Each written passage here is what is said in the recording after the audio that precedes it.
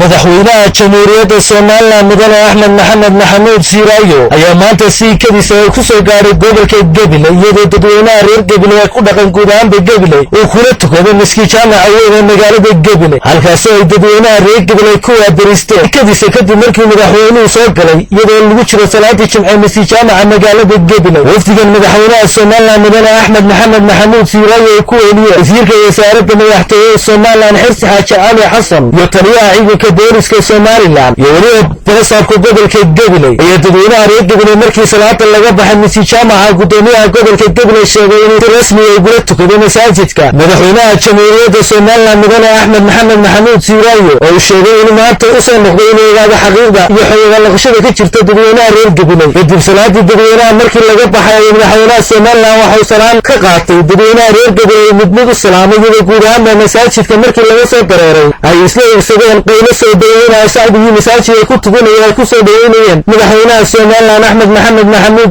Siiraayo iyadoo ay dadweynahaasi halkaas ay la taagnaayeen salaam qiiro ay ku soo dhaweeyeen madaxweynaha ay ka filayeen salaada jimcaha uu kala tukaday dadweynaha reer Gabiley masaajidka isagoo madaxweynuhu u mahadnaqay dadweynahaasi isla markaasina uu salaam u taagay gacmaha iyadoo dadweynaha reer Gabiley ay soo gaarsiiyeen ilaa duleedka magaalada Gabiley madaxweynuhu soo baxay caasimadda Hargeysa iyadoo gaadiidka dadweynaha reer Gabiley iyo maamulka gobolka ay soo gudbiyeen dhinaca caasimadda Hargeysa kulanka kadiska ayaa qayb ka noqonaya xaqiiqada raadiska ee madaxweynaha Soomaaliland ku eegay xaaladda gobolka Gabiley iyo guud ahaanba si kadis ah maamulka gobolka iyo wariga dadweynaha kala duwan ee reer Gabiley aan warihayn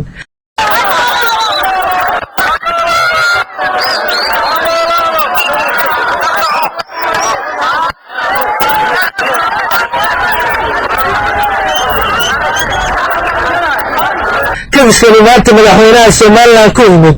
magaalada Gabiley waa Nimcaan Ibraahim Harwana News Gabiley